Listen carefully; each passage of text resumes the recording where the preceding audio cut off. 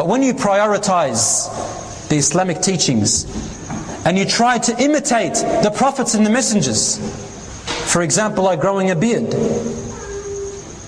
when you start monitoring not just the compulsory things in the religion, even the sunnahs in the religion, even the things which we call mustahab, the recommended things to do in Islam. For example, the siwak. The siwak is like a toothbrush in Islam. This is a sunnah which is recommended to be used all the time in order to keep your mouth clean. How many people use the miswak here? Put your hand up, those who use the miswak. MashaAllah, barakallahu feekum. Some people with beards, they don't use the miswak. When good, mashallah. The Prophet ﷺ said that when a person prays, an angel sits behind him and asks to forgive them. But if they have used the miswak to clean their teeth, the angel gets up and gradually comes closer and closer to you with that beautiful breath that's coming out of you. And then the angel places his mouth on your mouth and begins to breathe in your Qur'an. And then does not breathe it back out until the Day of Judgment to be a witness in front of Allah. Now, this is a sahih hadith from the Prophet ﷺ. Now, if we prioritize the religion, would we not have known this a long time ago? Wallah. Allah, how many rewards are we missing out on, brothers and sisters? Subhanallah. Imagine this, making wudu. There are people who make wudu once a day and they hold their wudu all the way from Fajr up to Isha. And they claim that they haven't broken their wudu. But I don't know. In Islam, yes, you are allowed to hold one wudu all the way to the end. That's fine, so long as you don't go to the toilet or break it. But a person who prioritizes the hereafter, they will not only do that, in fact they will make wudu every time they broke it, whether or not they're praying. Like if it's time for prayer or not, they still make wudu, just so they can remain in wudu throughout the day.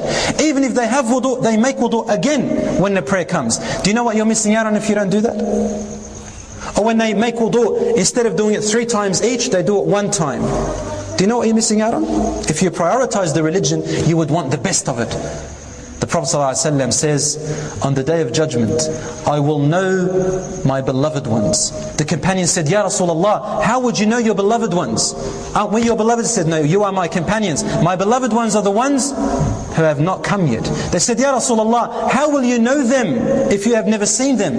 He said, on the Day of Judgment, I'll be waiting for them at the fountain of Kawthar, at the fountain where I will be holding water and everybody is coming. The only people that I will choose to make them drink on that day will be the ones who have nur, light emanating from their arms and their face and their heads and their legs. He said, just like a farmer, just like a person who has many horses, majority of these horses are dark and black, and amongst them there are horses that are striped with white stripes on their legs and their noses. Do you think that this person will find it hard to know his striped horses from his black horses? They said, no, Ya Rasulullah, it's very easy. He said, on the Day of Judgment, my brothers and my beloveds will come striped with nur coming out from their faces and their arms and their legs. They said, Ya Rasulullah, where did they get this nur from? He said, ذَلِكَ مِنْ أَثَرِ الْوُضُوء مِنْ إِسْبَاغِ الْوُضُوء. When they used to make their wudu, they used to make their wudu completely and correctly. Isbagh means to do your arms, for example, 3 times, all the way above the elbows, and making sure that you get every point properly. You say Bismillah before, and you say Ashhadu an la ilaha illallah wa ashhadu anna Muhammad Rasulullah after you complete your wudu. If you say that, the 8 doors of Jannah open up. And if you say Subhanak Allahumma wa bihamdik Ashhadu an la ilaha illa anta astaghfiruka wa atubu ilayk, the angel seals that word and places a seal on it. It is never broken until the Day of Judgment, and it is a witness in front of Allah. And the Prophet ﷺ said, a person who makes his wudu often, he will come with treasure, jewelry on every part of where he used to make or she used to make wudu, and wherever the light reaches to. Allah, imagine that, sparkling light shining above everyone. Extra to that, jewelry of pearls and diamonds also on your arms on the Day of Judgment. What are we missing out on, subhanallah? For a person to say just one word, Alhamdulillah. How long did that take? Alhamdulillah. Less than 2 seconds. Alhamdulillah tamla'ul mizan. It will fill your scale on the Day of Judgment. To say Subhanallahi wa bihamdi, less than 3 seconds. It fills between the earth and the sky. To say La ilaha illallah, will make your scale heavy, and it is the key to paradise. How long did that take? To walk to the masjid, for every step you take, 10 hasanat are placed on and 10 bad deeds are taken off. For every drop that drops from your face when you make wudu, there is a sin that drops with it. When you do a sin and then you do a good deed immediately after that, even by saying La ilaha illallah, it expiates the sin. How many of us make dhikr on our mouths? In fact, if you want to see what you do more and what you prioritize more, do you normally backbite more or do you normally make dhikr more?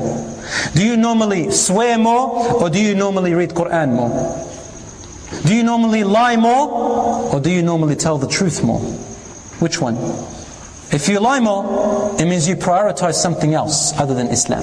You are lying for some gain, and that is what you love most. If you swear the most, then you have also another priority.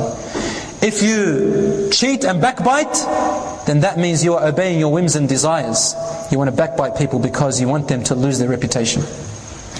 In anything you do, brothers and sisters, this is the level of how much you love something or hate something.